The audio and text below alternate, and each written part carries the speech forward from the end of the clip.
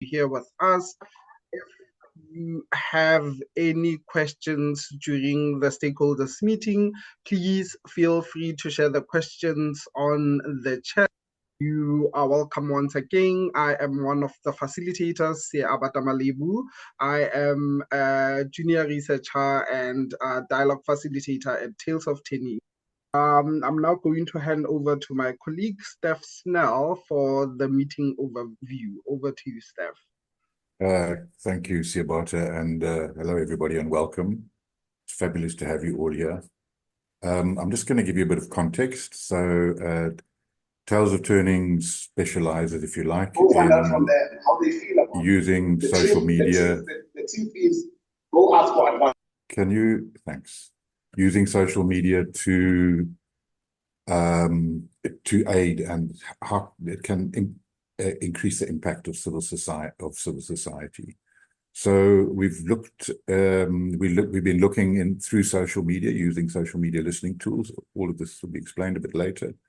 And we've looked in a number of narratives. We've been working in gender-based violence, bullying, xenophobia, and one of the issues that came up for us was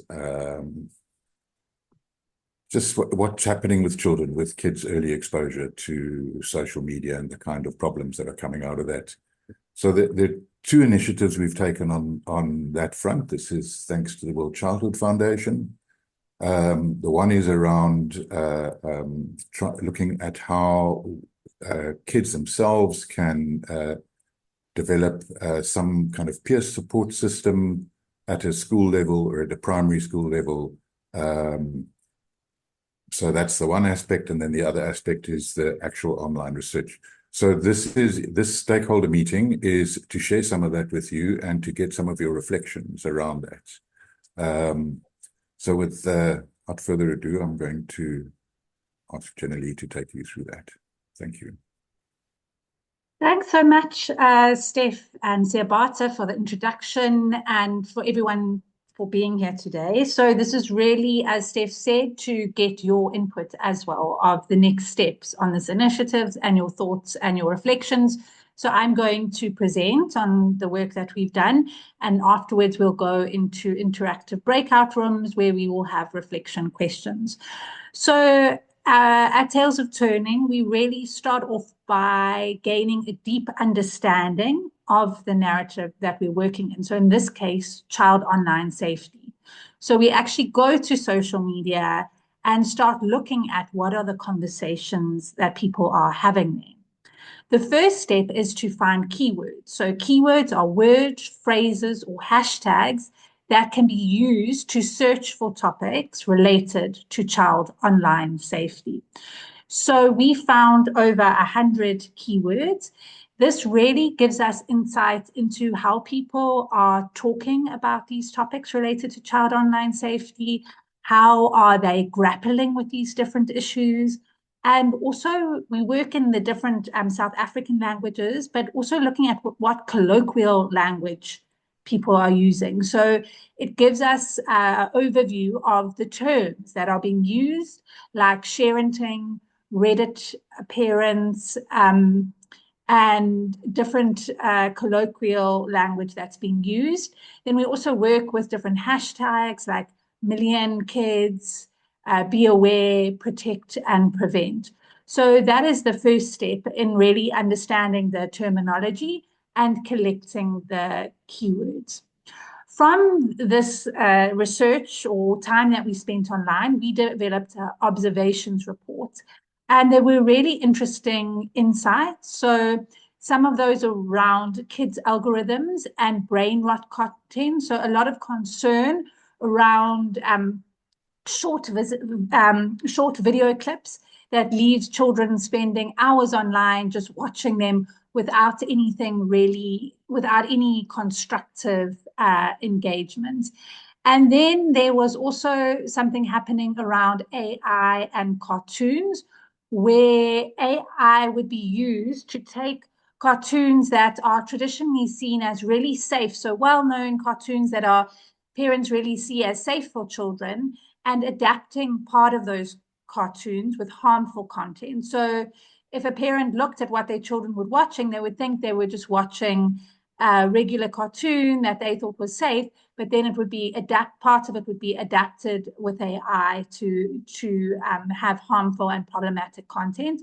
Also, other cartoons that have really harmful and toxic narratives towards children. So they are cartoons, but they really have that children are watching, but they really have problematic narratives, and they shared and disseminated a lot online. Then we also looked at Discord communities.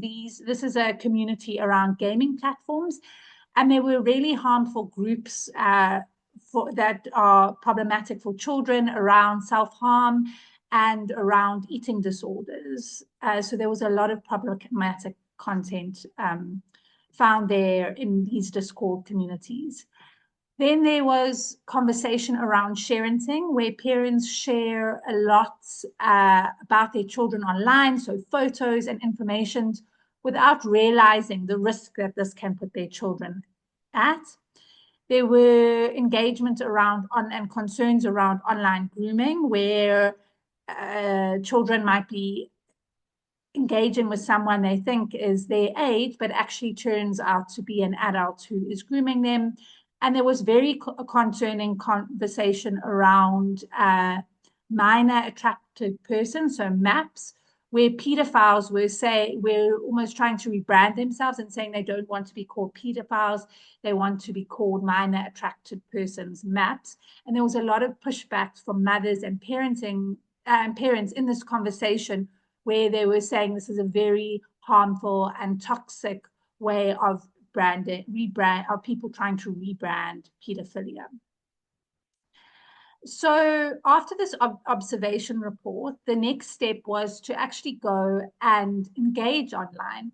So at Tales of Turning, we've taken the conflict mediation methodology, our understanding of psychology, narrative therapy, and in-person dialogue, and adapted it to the online environment.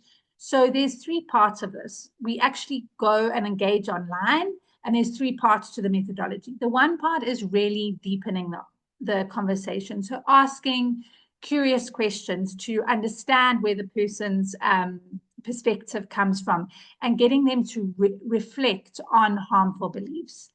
The other part of it is amplifying positive content. So resharing positive content around child online safety that's already online. And Siabata will also a little bit later go into how we've co-created positive social media content around child online safety with children and with different stakeholders. So we also create positive content to share on social media. And then we look at preventing the spread of mis and disinformation, because this is very harmful to us all, including children. And we've developed a social truth query methodology, where we ask things on social media like, is this true? Where did you get this information from? What makes you believe this? And we've done 3 studies with the University of Washington that shows that this reduces the spread of mis and disinformation by up to 82%. So using this methodology, 8 dialogue facilitators spent time online engaging on child online safety conversations for a month. And from that, we developed a dialogue facilitation observations report, again, showing the interactions, what we are noticing online, and using the social media content that we created to create awareness, and also to spark conversations online around child online safety. So what the keywords and all of this prepares us for is for the next step, which is using social media listening tools to scrape all the data from public social media to really gain a deep, deep understanding of the harms that children are facing online. So to really take a closer look at the child online safety narrative, working with big data. What these tools allow you to do is they really allow you to see the topics and issues that people are grappling with, how they're talking about it, and also how the conversation changes over time. So we know that technology and social media and AI are developing so rapidly. So it really allows you to keep an eye on the new developments and new harms, and also what's getting people talking. It's also amazing for monitoring and evaluation because you can see how the conversation shifts over time. So the work that we've done really prepares us to do this full-scale social media listening research, which we are busy fundraising to do. All these insights support our digital school clubs. So we have set up digital school clubs at 2 schools, and the next phase will be to roll that out in more schools, and also to create online content that people can, that parents and caregivers and schools can use to set up their own digital school clubs. So using these insights, we've created the clubs using a narrative therapy approach. So taking the approach that children are the experts of their own lives and they have skills and knowledge to deal with their problems. So we're really taking a child-led approach where we facilitate workshops where we can engage with the children and see what knowledge they want to share and what skills they want to build on. What has been a beautiful part of this process is documenting the children's knowledge through actually writing it down, but also through visual scribing. The visual scribing is done by Michelle Knight, and you can see the image at the bottom of the presentation. So this was in the first 3 workshops, and the visual scribings continue to grow. And it's really recording the children's knowledge in images, and we use that as part of the workshops, as part of the process to get them to reflect on their knowledge and also to share their knowledge with others. So the idea for the digital school clubs is to set up peer support mechanisms, and as well as using a narrative therapy approach, we also use a reflective learning approach, so that people learn through experiences, through reflecting on their experiences. Through those reflections, they gain insights, and through those insights, they take new actions, which leads to new experiences. So we're really taking the children through these processes in the workshops that we host to form the digital school clubs. So as I mentioned, the aim with the digital school clubs is to set up a peer support mechanism. So there's a lot of research showing that children often don't want to speak to adults if something happens online, but they do speak to their peers. So for example, if a little girl is talking to someone she thinks is a little boy online, she's unlikely to go to her parents and say, I'm talking to this little boy. She might hide it, but she's very likely to go to one of her peers and say, I'm talking to this little boy. And then they can know how to have a dialogue and say, are you sure it's a little boy? I've heard this happens, or are you being careful? And all these things. So it's really to set up that peer support mechanism.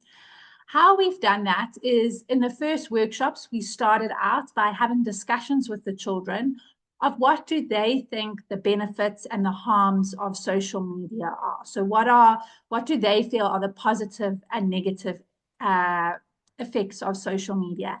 And how do they want to engage with social media? And how do they want their peers in the schools to engage with social media? And from that, we really look at what knowledge do they want to share with other children and with their peers. We then started looking at training them in dialogue facilitation, so how to have these conversations with their peers. And again, we use the narrative therapy and the reflective learning methodology, where we started off asking them, what are difficult conversations that they've had? When have they had to have a difficult conversation?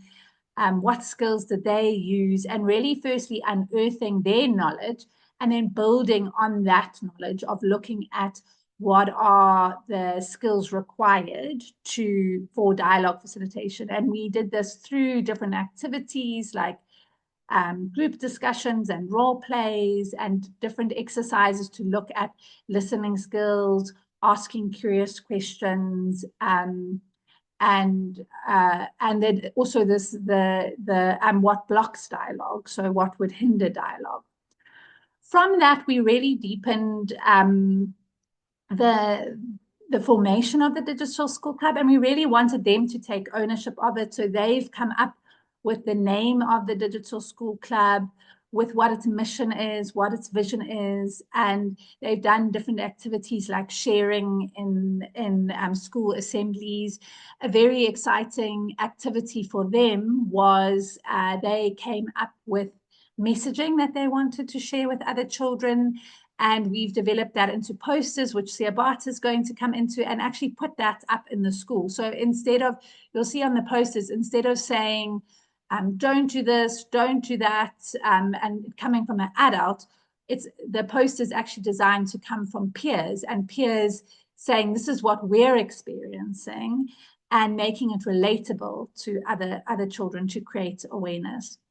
And then a very important part of the workshop is creating maps of mapping trusted adults. So the children actually identifying key adults, so teachers, parents, there's other nonprofits in the school. So mapping the trusted adults that they can involve when they need support. So looking at the difference between if there's someone being teased and how they can know how to engage in that in a healthy way.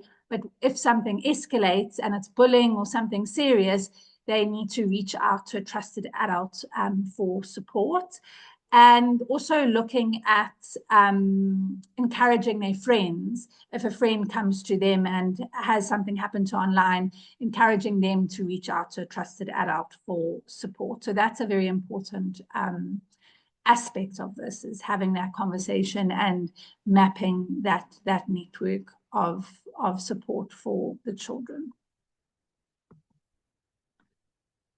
So next, we've taken this and developed parent and caregiver training. So this, and the training's also for teachers.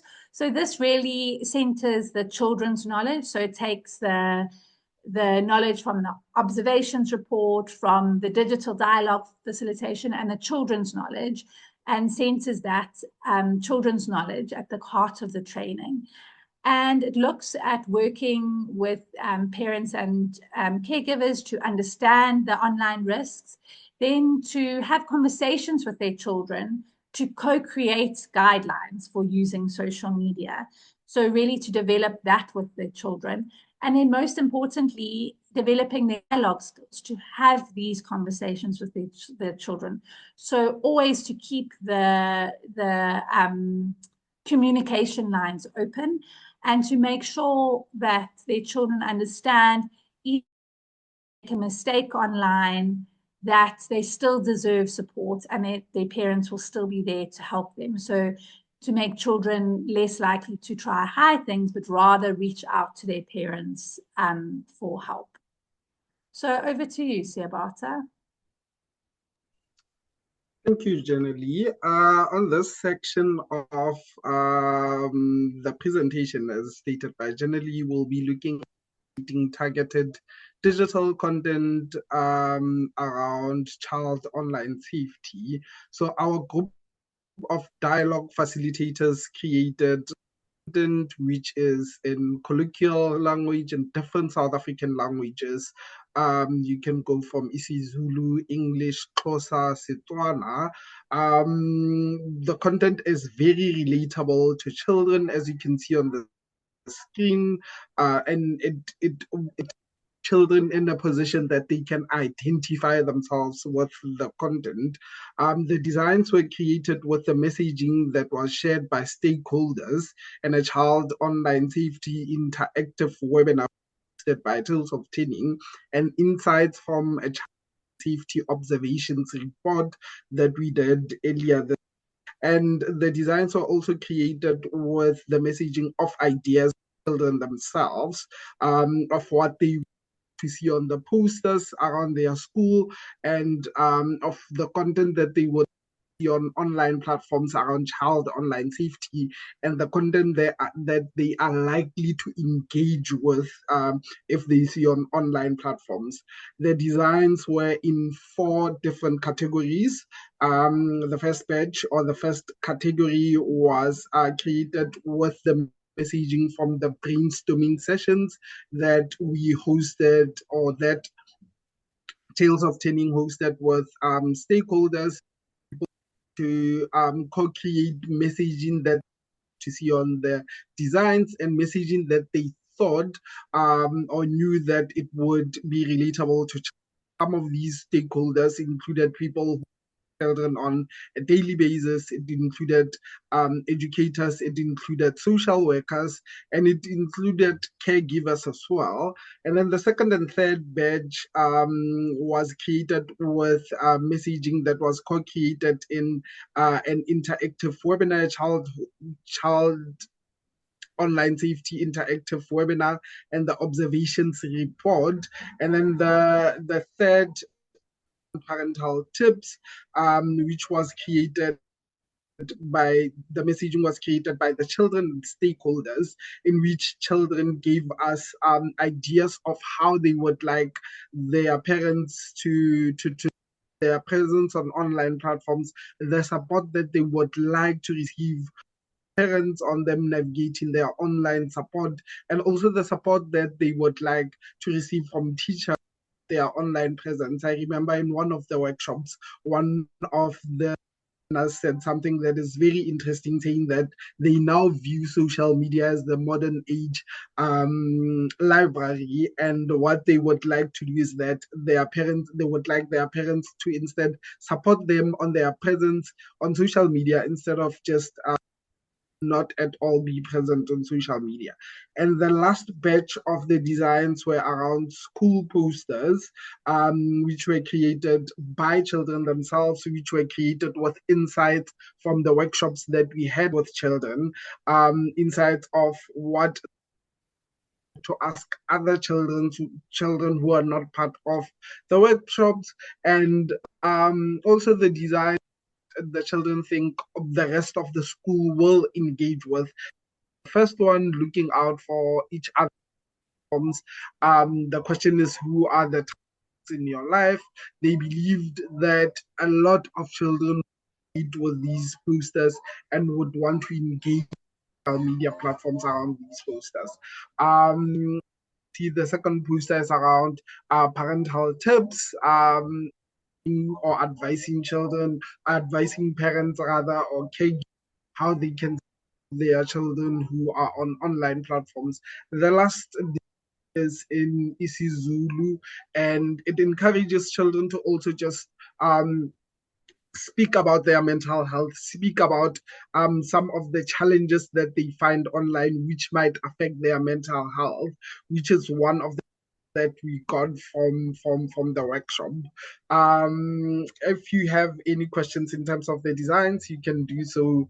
You can share the question on the chat. Over to you, Jack. Thanks so much, Siabata. Just to note about these posters, so Siabata, you should have actually told the story. Siabata is one of the facilitators, but we created these posters out of the children's messaging. So they were so excited when Siabata took them back, the posters, to the class, and they were so proud to go and put them up in school, and we're very like specific where they wanted them to put up, and that they were put up in the right way. And so they really took ownership, and it really was an acknowledgement of them and the work that they've been doing. What I also love is that you can see, instead of saying like, oh, don't do this, don't do that, which children don't really respond that well to adults saying, they told by adults what to do all the time. Instead of saying that, we in the posters we've put learners in the digital school club shared some ideas, and this is how they're feeling, and then asking questions to get the children looking at the posters to think, like, who are the trusted adults in your life? So it really emphasizes the methodology that I shared in the beginning of, like, acknowledging the children that they have this knowledge and seeing that, and then having them share that with their peers, which is something that really is exciting to me, because you can see how happy it makes the children and how they are so taking ownership in this process because of that. So we're now going to go into breakout room activities. So we've shared what we've done so far, and we really know that everyone in this virtual room, you have so much knowledge also yourself. And so we really want your thoughts and your reflections, how we can reshape, not reshape, like continue to shape this process, and how we can make it most useful. Are there things that we can strengthen? Are there things we haven't thought about? Are there other needs? So we're really going to go into breakout rooms for, let me just check the time, for 20 minutes. You will have someone from Tales of Turning in each of the breakout rooms, then really go through these questions and share your thoughts and ideas. And then we'll come back. Each breakout room needs to appoint a scribe, and when we come back, each room will have just a short 1 minute to share their reflections. The Tales of Turning facilitator in the room will have also documented your knowledge. And then, of course, if you have anything further to add, because 20 minutes isn't that long, you're welcome to reach out to us afterwards. So I'm just going to set up the breakout rooms now. I'll also post, I think I'll post the questions as well in the chat. Intended, but I hope they were good discussions. So if we can have one person from each group just with a minute or two just to report back what your group discussed. Generally, I think I'm the person from our group, but if I miss anything else, someone can just jump in.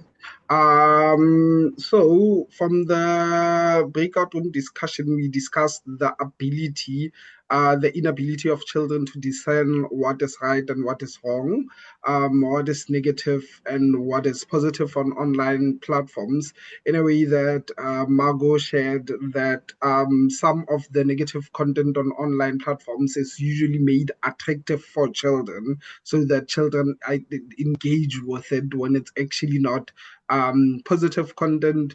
And then we also spoke a bit about the unrestricted. Dr. Rada also spoke a bit about the unrestricted usage of social media, which leads to suicide, mental health, and which also leads to children not being able to engage with nature, not being able to engage with their parents.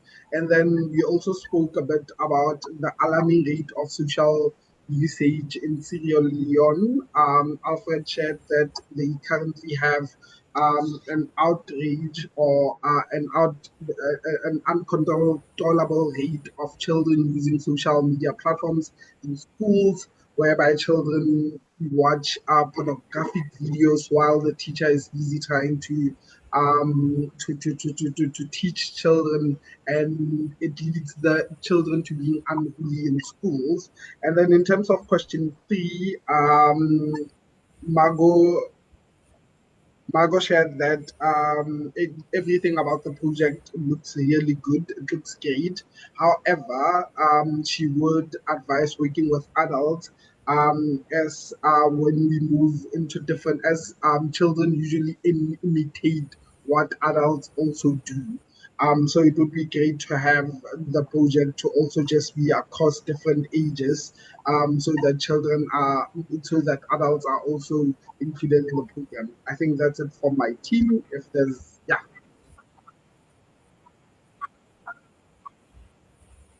Go ahead, the next group, Steph, your group.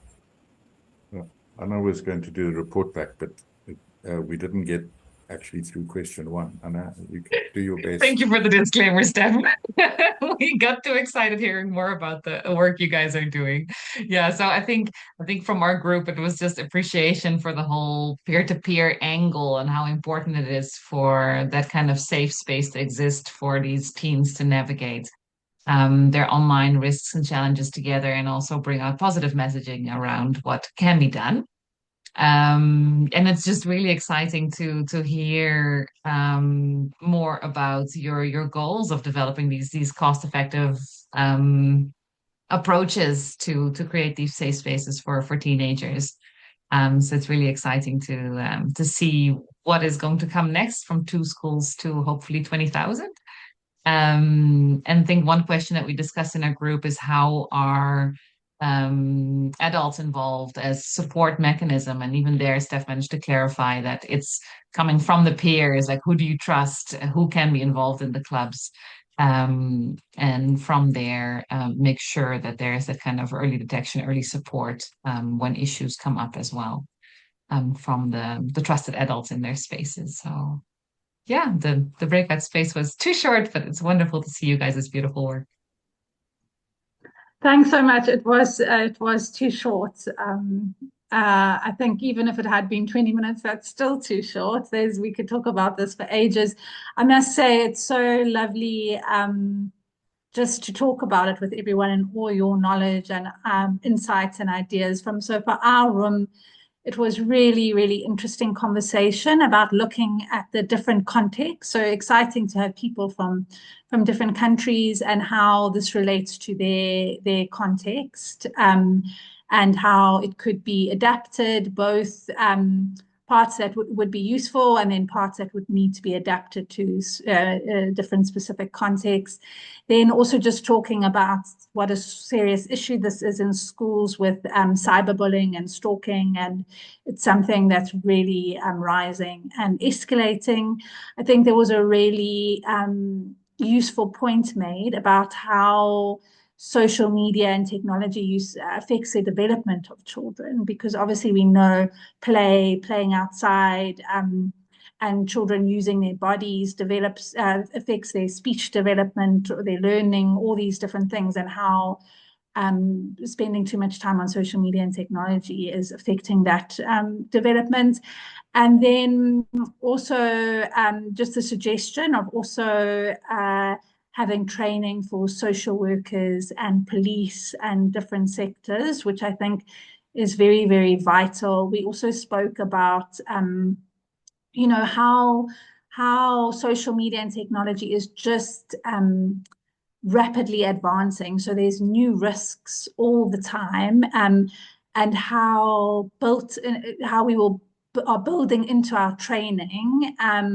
So at the moment, it's in-person training. It will go into developed online content so it can reach people at scale, but how that will always be updated and input from the social media listening research, so the latest data, so that teachers, parents, police, all the different sectors can keep up to date with the latest kind of developments.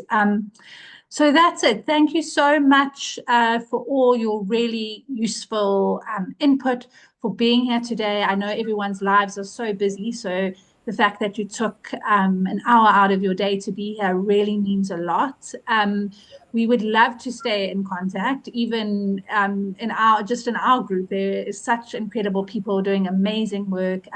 So we're all about collaboration. So I've put my email address in the chat. Please reach out if you want to collaborate, if you have anything else to share, if you want to continue the conversation. It would be really, really lovely to hear from you. And it's always inspiring to connect to other people that care with everything that's going on in the world. It's really inspiring to connect to other people who are doing this work. So thanks so much. And that's all. And we hope to hear from you soon.